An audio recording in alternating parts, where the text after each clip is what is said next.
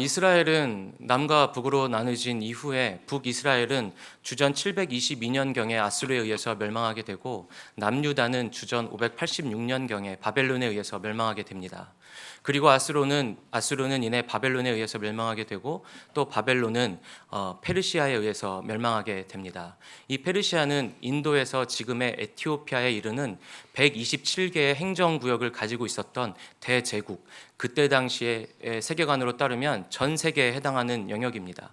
전 세계를 제패한 페르시아의 고레스 왕, 역사적으로는 키루스 2세라고 하는데요.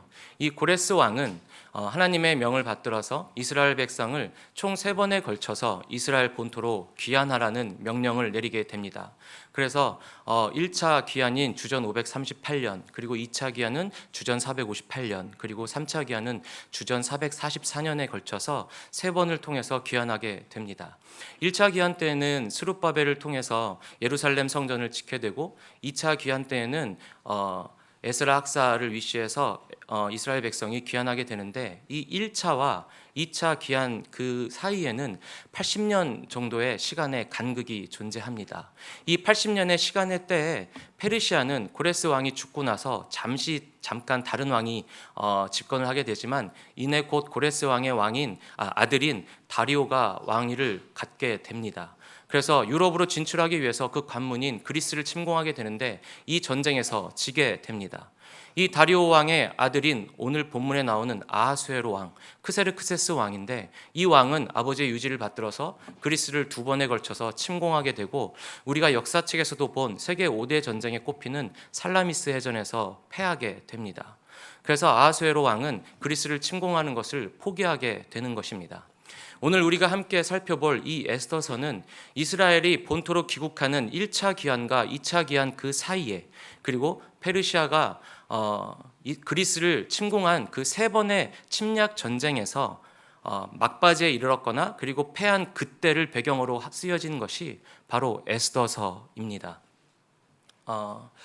이 에스더서는 하나님께서 분명히 바벨론의 포로로 잡혀간 이스라엘 백성에게 다시 한번 출애굽처럼 페르시아를 겪을 수 있도록, 그래서 다시 한번 이스라엘 본토로 귀환하라는 명령을 주셨음에도 불구하고 믿음으로 그 척박간탕으로 돌아가는 것이 아니라 현실을 선택하는 자, 즉 수상궁을 중심으로 해서 페르시아의 남은 자들의 이야기가 바로 에스더서입니다.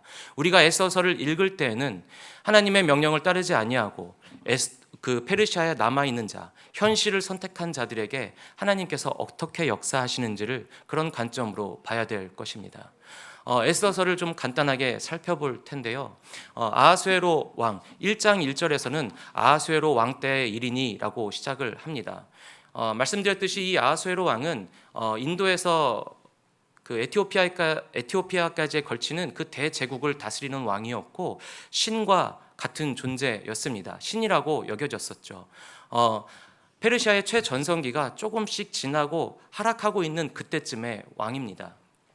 이 왕은 페르시아 전역에 있는 고위 간직들을 수산궁으로 불러들여서 6개월에 걸쳐서 대연회를 베풀게 됩니다. 이 큰 잔치를 베푸는 것은 자신의 이 위세를 드러내기 위함이었죠. 그래서 흥이 돋구어졌을 때 자신의 왕후인 와스디를 불러드립니다. 그런데 와스디 왕후가 이 왕의 명을 거절하는 것입니다. 이것은 굉장히 정치적으로 위험한 행동이었고 위기였습니다. 왜냐하면 신의 명령을 왕후가 거절한 것이 되는 것입니다. 왕 다음에 가장 큰 세력을 가진 자는 왕후이기 때문에 왕과 왕후의 관계에 의해서 그 정치적인 안정을 엿볼 수 있는 것이죠.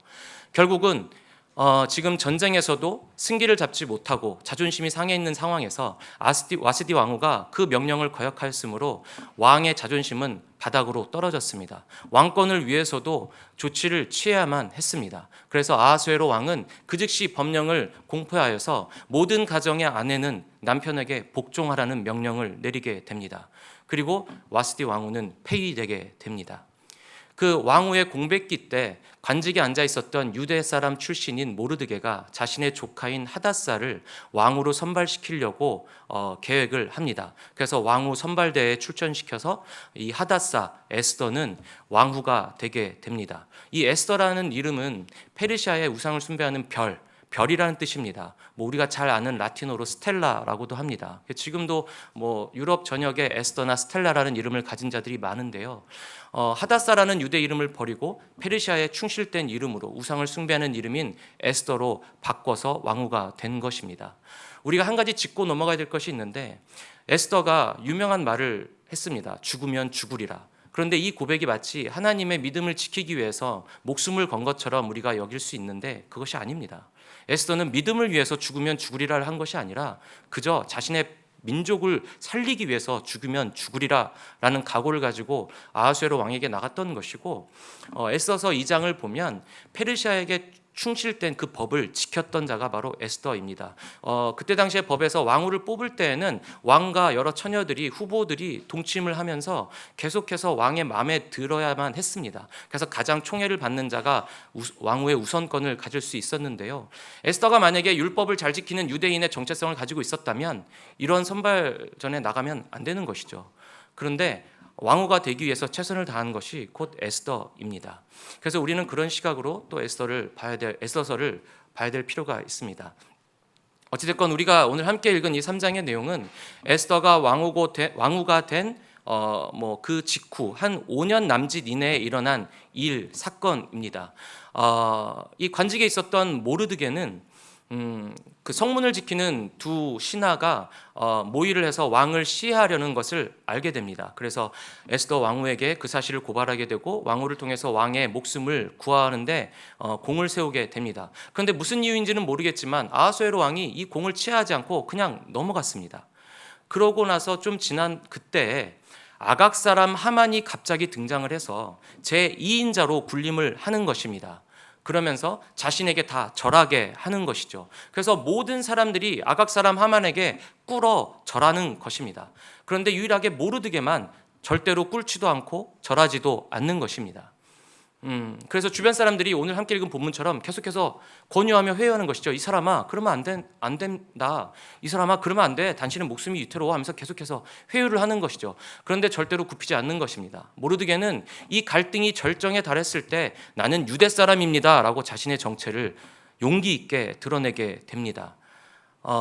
나는 유대 사람입니다 라고 이렇게 용기 있게 드러내는 것은 굉장히 큰 부분입니다. 왜냐하면 유대 사람이라는 것은 모든 민족들이 다 이들의 민족성을 알고 있었습니다. 그 이후에 헬라 시대며 로마 시대 때에도 유대 사람은 제껴두고 정책을 폈을 정도로 유대 사람은 일단 하나님만 믿는 민족이고 선민 사상이 가득한 사람들이기 때문에 하나님 외에 다른 사람들은 섬기지 않고, 게다가 자신들 외에는 다른 사람들을 다 이방인으로 취급하는 자들이기 때문에 하만에게 절대로 무릎을 꿇을 수 없다라고 하는 것이 되는 것입니다. 더군다나 3장 2절에 나온 꿇다, 절하다라는 단어의 이 원어는 신께 절하다, 신께 숭배하다라는 종교적인 용어였기 때문에 더더욱 모르드게는 하나님이 아닌 하만에게 꿇을 수도 없었고 절할 수도 없었습니다. 이 목숨을 건 대단한 용기인 것이죠. 그런데 이 모르드게의 고백 때문에 하만은 아주 좋은 정치적인 명분을 얻게 되었습니다. 모르드게뿐만 아니라 페르시아에 살고 있는 모든 유대 민족을 죽일 수 있는 명분을 갖게 된 것이죠. 이 아각 사람 하만과 유다 사람 모르드게는 각자의 역사를 너무나 잘 알고 있었습니다. 바로 이 아각 사람 하만은 아말렉 족속이고 이 모르드게는 유대인 이스라엘 사람이었기 때문입니다. 성경 곳곳에서 아말렉과 이스라엘이 가장 철천지 원수지간이라는 그 증거들을 찾아볼 수 있지만 한 두 군데만 제가 좀 빗대어 말씀을 드려보겠습니다. 사무엘상 15장 20절 21절에서는 하나님께서 사울을 왕으로 삼으신 다음에 이렇게 명령하십니다. 아말렉을 진멸해라. 하나도 남김없이 다 진멸해라. 그런데 사울이 자기가 보기에 좋았던 그 전리품들을 남겨두고 그리고 아말렉의 왕인 아각을 죽이지 않습니다. 하나님의 말씀을 거역하는 것이죠. 그래서 사무엘이 그 사실을 알고 너무 화가 나서 자신이 칼을 뽑아서 아각 그 왕을 죽여버립니다. 그리고 하나님께서 떠나심을 예고하고 떠나게 되는 것이죠. 우리가 잘 알고 있는 출애굽기 17장 특히 8절에서 16절까지의 말씀을 보면 우리가 너무나 잘 아는 그 전쟁 장면이 나옵니다. 우리가 한번 상상을 해보겠습니다. 애굽이 여기에 있고 광야가 여기 있으면 이 가운데 홍해가 있습니다. 애굽을 출애굽한 히브리 노예들은 이제 홍해를 건너야지만 광야의 땅으로 들어갈 수가 있습니다. 그런데 애굽에 있는 자들이 홍해 강으로 기어 들어가는 그 히브리 노예들을 볼 때는 죽음으로 가는 길입니다. 그러나 광야편에서 그들을 바라보면 죽음의 강에서 무트로 올라오는 위대한 자들로 보일 것입니다. 그런 것처럼 죽음에서 생명으로 옮겨지는 것이고 이전 것에서 새로운 곳으로 옮겨지는 것입니다. 그것은 바로 홍해를 집단으로 건넌 것은 하나님께서 당신께서 선택하신 이 백성, 이스라엘 백성, 히브리 노예들에게 구원의 증표를 주신 것입니다. 그래서 이 홍해를 집단으로 건넌 것이 집단 세례를 받은 증표다라고 표현할 수 있는 것이죠. 그러면 하나님의 구원을 받은, 하나님의 구원의 증표를 갖고 있는 이 히브리 노예 이스라엘 백성들은 홍해를 건너고 난 다음에 평안을 얻었을까요? 안식처로 옮겨졌을까요? 아닙니다. 이들이 홍해를 건너고 나서 맨 처음 맞닥뜨렸던 것은 바로 철기 무기로 중무장한 아말렉 족속이었습니다. 이 아말렉 족속은 그때 당시에 떠오르는 신흥 강국이었습니다. 아주 야비한 전술로 전쟁을 치르는 것으로 그때 당시에 굉장히 유명했습니다. 그리고 아말렉은 철기 문화로 철기 무기로 단련되어 있는 훌륭한 군대를 소유하고 있었습니다. 반면에 이 이스라엘 백성 히브리 노예들은 400년이 넘는 시간 동안 주체의식이라고는 갖지 못했겠죠. 노예로 살았으니까요. 그리고 이들은 한평생 살면서 철기 무기를 만져본 적이 없습니다. 왜냐하면 애굽이 철기를 다룰 수 있게끔 안 했습니다. 왜냐하면 그것을 다룰 수 있으면 반란을 일으킬 수 있기 때문이죠. 그래서 평생을 청동기만 만졌던 자들이 철기 무기로 중무장한 아말렉과 맞서서 생전 처음으로 자신의 가족을 지키기 위해서, 민족을 지키기 위해서 주체의식을 가지고 전쟁에 임해야 되는 상황이었던 것입니다. 근데 또 한 가지 재미있는 것은 모세가 그러면 믿음으로 나를 따르라 이렇게 하는 것이 아니라 야 여호수아 네가 가서 싸우고 와 이렇게 얘기를 하는 것이죠. 그리고 자신은 산으로 올라갑니다. 우리가 잘 아는 장면이 나옵니다. 여호수아는 이 오합지졸을 이끌고 철기 무기를 들고 있는 저 아말렉 군대가 싸우기 시작하는데 모세는 하늘을 향해서 손을 높게 들고 기도를 하는 것이죠. 그런데 모세의 손이 계속 높게 들려져 있을 때에는 이스라엘이 아말렉을 밀어붙이는 것입니다. 승기를 잡는 것이죠. 그런데 이 손이 조금이라도 내려오면 아말렉이 승기를 잡아서 이스라엘을 몰아붙이게 됩니다. 그 광경을 바라보고 있던 아론과 훌은 이게 어찌된 영문인지는 모르겠지만 어찌됐건 손이 올라가면 이기니까 모세의 손에 전쟁의 승패가 달린 것 같다라고 해서 양손을 바치게 되고 모세의 손이 계속해서 높이 들려짐으로 인해서 그 전쟁은 승리하게 됩니다. 이거는 사실 말이 안 되는 것입니다. 어른과 애 싸움보다도 더 큰 격차가 나는 싸움이었는데도 불구하고 승리하게 되는 것이죠. 이 경험을 통해서 이스라엘 백성은 다시 한번 각인되었을 것입니다. 아, 하나님께서 우리를 승리로 이끄셨구나. 애굽의 저 군대를 홍해 그 물속에 수장시키신 하나님께서 이제는 저 아말렉 족속도 이기셨구나. 하나님이 우리와 함께 하신다. 하나님이 우리 대신해서 싸워주셨구나. 그래서 승리했구나라는 것을 알게 되었을 것입니다. 아니나 다를까 출애굽기 17장 16절에 하나님께서 이렇게 맹세를 하십니다. 모세가 맹세하시는 것이 아니라 하나님께서 여호와께서 이렇게 맹세하시는 것이죠. 이르되 여호와께서 맹세하시기를 여호와께서 아말렉과 더불어 대대로 싸울 것이라. 여호와께서 아말렉과 더불어 대대로 싸울 것이라. 이 아말렉은 이스라엘 백성을 대적하는, 하나님을 대적하는 육과 현실적인 부분과 영적인 모든 부분을 아우르는 사탄을 대신하는 단어이기도 합니다. 그거를 통칭하는 것이죠. 그래서 결국은 앞으로 이스라엘 백성을 위해서, 하나님 당신의 백성을 위해서 하나님께서는 계속해서 앞장서서 싸우실 것이라는 말씀을 맹세를 하시는 것입니다. 그렇기 때문에 이 전쟁에서 하나님을 신뢰하는 마음으로 하나님의 백성들은 전쟁에 임해야 되는 것입니다. 이 영적 전쟁은 끝나지 않는 것입니다. 이 아말렉의 괴롭힘은 사사의 시대 때도, 여호수아 때에도, 다윗의 때에도, 솔로몬의 때에도 계속해서 이어집니다. 참 이 예언이 참 들어맞는 것이죠. 야곱과 에서의 싸움. 야곱은 형인 에서를 다스릴 것이고 에서는 계속해서 야곱을 괴롭힐 것이다. 이 영적인 대적인 아말렉은 계속해서 우리 신앙인들의 그 약한 부분을 집요하게 물고 늘어지는 것입니다. 이 바로 야곱은 이스라엘이고요. 잘 아시겠지만 그리고 에서의 손자가 바로 아말렉입니다. 그래서 이 역사를 잘 알고 있었던 하만은 가뜩이나 눈에 가시였던 이 모르드게를 이번에 빌미 삼아서 모르드게뿐만 아니라 이스라엘 전체를 다 멸하리라, 진멸하리라 결심을 한 것입니다. 그래서 이제 하만은 수를 쓰게 되는 것이죠. 자기 측근들을 불러 모아서 이제 제비 뽑기를 합니다. 이게 아카드어로 부르라고 하는데요. 페르시아의 전통에 의하면 새해가 다 되면은 1년의 행사를 하기 위해서 제비뽑기를 해서 날짜가 나오는 대로 그 행사를 행하는 것이 전통이자 관습이었다고 합니다. 그래서 이들도 제비뽑기를 해서 그 날짜를 받게 되는데 그 날짜가 12월 13일이 나온 것이죠. 이 하만이 얼마나 오만방자한지 아하수에로 왕에게 그 제가를 받기도 전에 이미 날짜부터 받아놓고 그 다음에 아하수에로 왕에게 나아가서 아뢰는 것입니다. 오늘 함께 읽은 본문 3장 8절에도 기록되어 있지만 왕에게 나아가서 이렇게 얘기를 합니다. 한 민족이라고 얘기를 하는 것이죠. 왕이시여 유대 민족이 이러이러합니다가 아니라 한 민족이 있는데 왕이시여 이 민족이 왕의 법률을 잘 지키지 않으니 왕에게 무익합니다. 그러니 제가 이 민족을 없애겠고 또한 그 왕의 국고를 제가 은 1만 달란트로 채워 넣겠습니다 라고 얘기를 하는 것입니다. 이 왕의 입장에서는 어떻게 들리겠습니까? 가뜩이나 세 차례에 걸친 전쟁에서 다 져서 진 자존심도 상해 있는 마당이고 역사에 기록된 바에 의하면 이 크세르크세스 왕이 그리스와의 전쟁에 지고 나서 술과 음란함으로 지냈다고 합니다. 그때 뽑힌 왕후가 바로 에스더인 것이죠. 그렇게 살고 있을 때에 이 드넓은 제국에서 그 작은 소수민족 그 일이 뭐 그렇게 대수롭게 했습니까? 그러니까 하만은 그것을 노린 것이죠. 왕이시여 한 민족이 있는데 작은 소수민족이 있는데 이 민족이 흩어져 살면서 왕의 법률을 지키지 않으니 왕에게 무익합니다. 제가 진멸하겠습니다. 대신에 왕의 국고에 은 1만 달란트를 채워 넣겠습니다 라고 하니 왕의 입장에서는 그 소수민족도 처리하고 또 은 1만 달란트가 비어있는 국고가 채워지니 얼마나 좋았겠습니까? 은 1만 달란트를 제가 한번 계산해 봤는데요.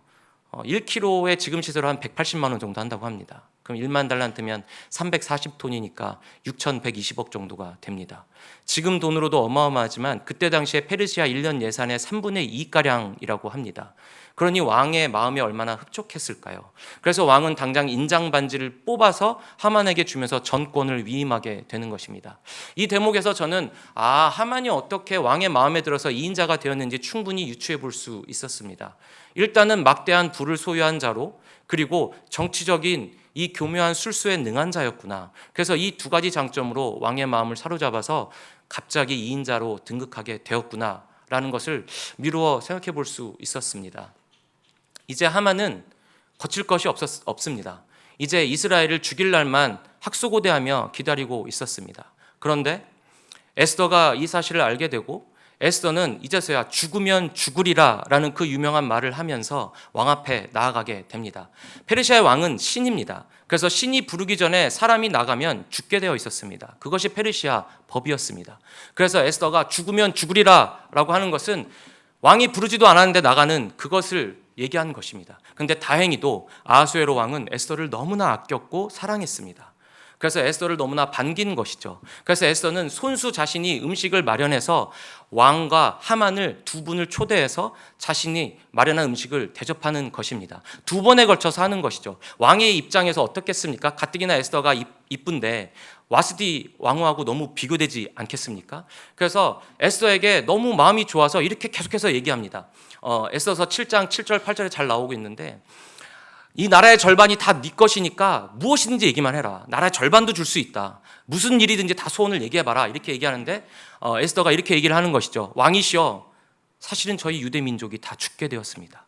제가 유대 사람인데 유대 민족 출신인데 저희 민족이 다 죽게 되었습니다. 그 일을 꾸민 자가 바로 저 하만입니다 라는 얘기를 하게 되는 것입니다. 그러니 왕의 입장에서는 이제서야 하만의 계략을 알게 된 것이죠. 그때 예전에 네가 한 민족이라고 얘기했던 게 바로 유대 민족이었더냐 이렇게 되는 것이죠.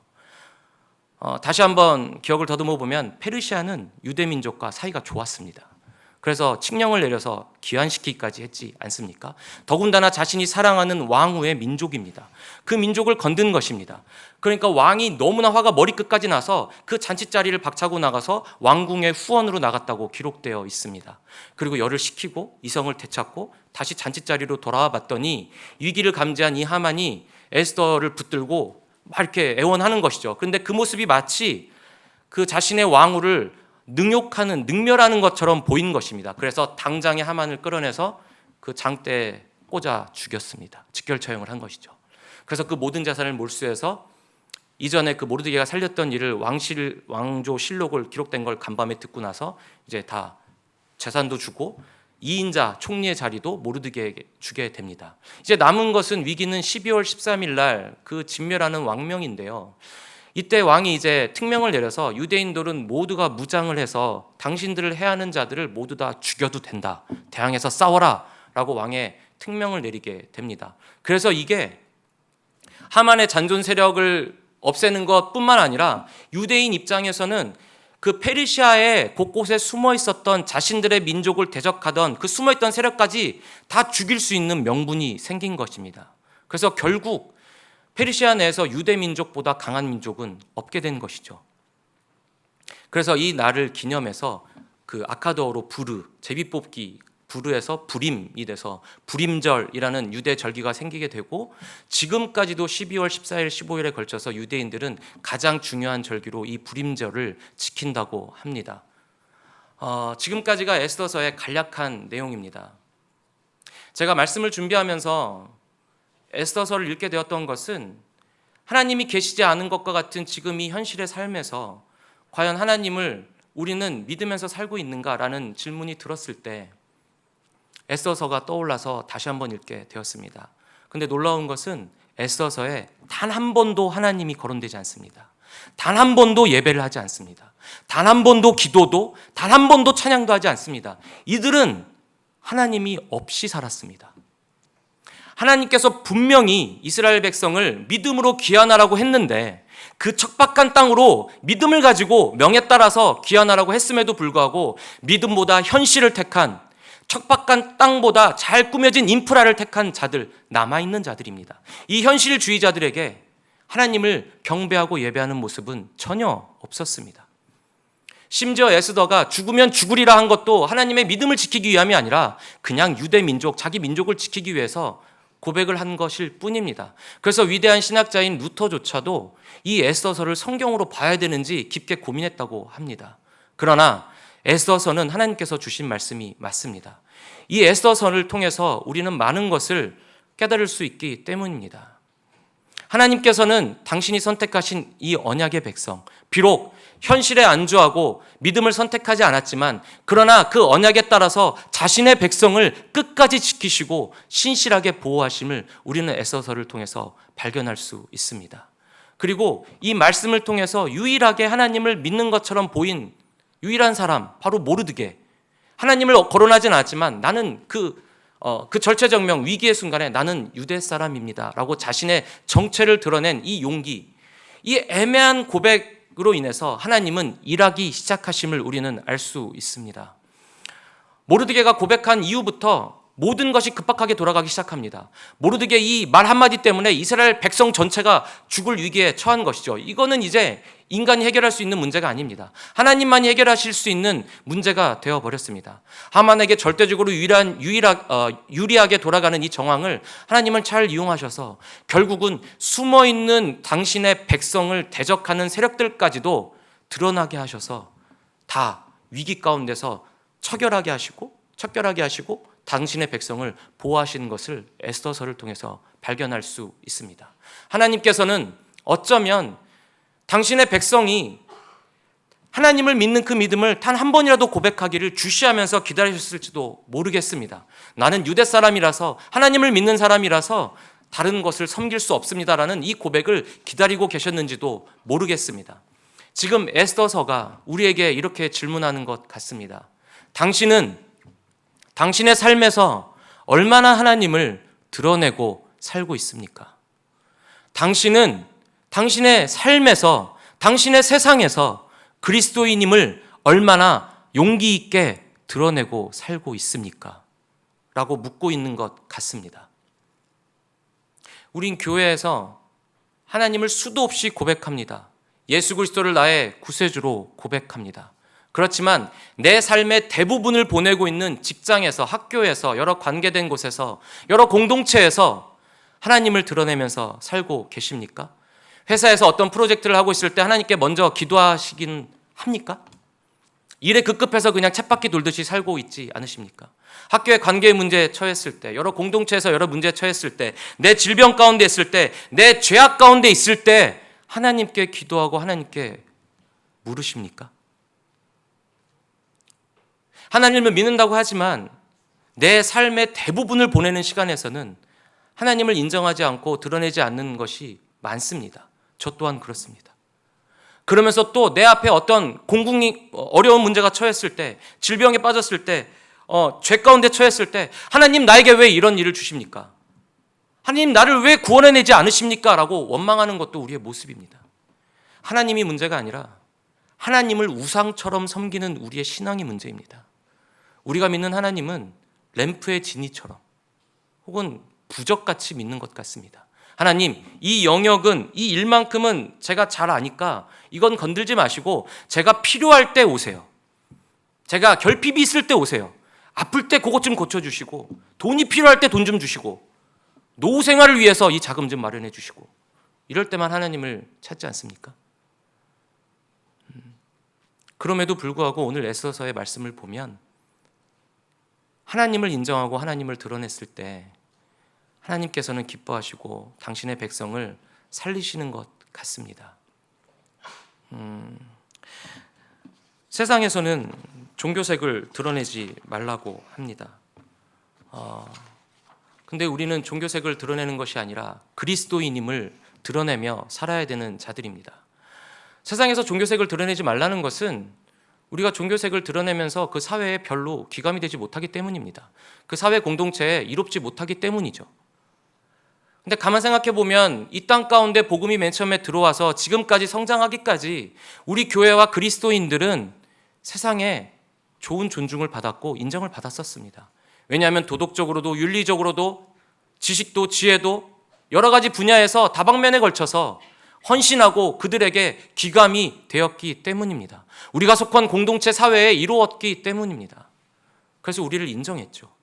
그런데 지금은 어떻습니까? 종교색을 띠지 말라고 합니다. 왜냐하면 공동체에 해롭기 때문입니다. 우리가 귀감이 되지 못하기 때문이죠. 우리는 우상을 섬기는 것처럼 종교 생활을 하는 것이 아니라 그리스도인입니다. 그렇기 때문에 예수님께서 가르쳐 주신 그 가르침을 실천하려고 평생을 몸부림치며 노력해야 되는 자들입니다. 예수님께서는 속한 공동체를 위하여서 헌신하라고 가르치셨고, 약자 편에 서라고 가르치셨고, 양보하라고, 인내하라고, 섬기라고 가르치셨습니다. 사랑으로 보듬으라고 가르치셨습니다. 그런데 우리가 그런 그리스도인답지 못하게 생활을 하고 있으니 속한 사회에서 종교색을 드러내지 말라고 하는 것 아니겠습니까? 이럴 때 저와 성도님들은 그리스도인으로서 그 정체성을 더 드러내고 사회의 일원으로서 최선을 다해 신앙을 지켜내며 또 사회에 보탬이 되는 능력을 발휘해야 될 때인 것 같습니다. 오늘 에스더서를 읽으면서 제가 묵상하면서 얻은 메시지는 바로 이것입니다. 나는 과연 내 삶의 영역을 얼마만큼 하나님께 내어드리고 있는가? 나는 얼만큼 대부분의 삶 가운데서 예배드릴 때를 제외하고 내 대부분의 삶 가운데서 하나님을 하나님이라고 드러내고 살고 있는가? 세상에서는 종교색을 드러내지 말라고 합니다. 세상에 유명한 철학가들, 프로이드나 위시한 여러 철학가들은 이렇게 얘기합니다. 종교를 가진 자들은 약한 자들이다. 자신의 결핍이나 필요에 의한 그런 것들을 얻어내야 되는 것들을 어떤 불특정 대상에게 투사하고 투영해서 그 완벽한 자를 만들어 놓고 그것을 기대어 사는 자들이다라고 얘기를 합니다. 그런데 그 논리에 따져본다면 돈으로서 최정점에 서 있는 자들, 권력으로 최정점에 서 있는 자들은 신앙을 가지면 안 됩니다.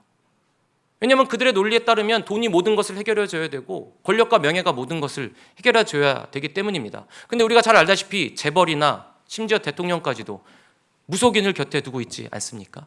그것은 어떤 이유겠습니까? 그 정점에 서 보니 내가 할 수 없는 일이 너무나 많다는, 아니 대부분이라는 것을 알게 되는 것이죠. 어떤 절대자의 능력을 알게 되는 것입니다. 나의 삶의 영역, 내가 컨트롤한다고 생각했던 그 영역은 너무나 보잘것없다는 것을 깨닫게 된 것입니다.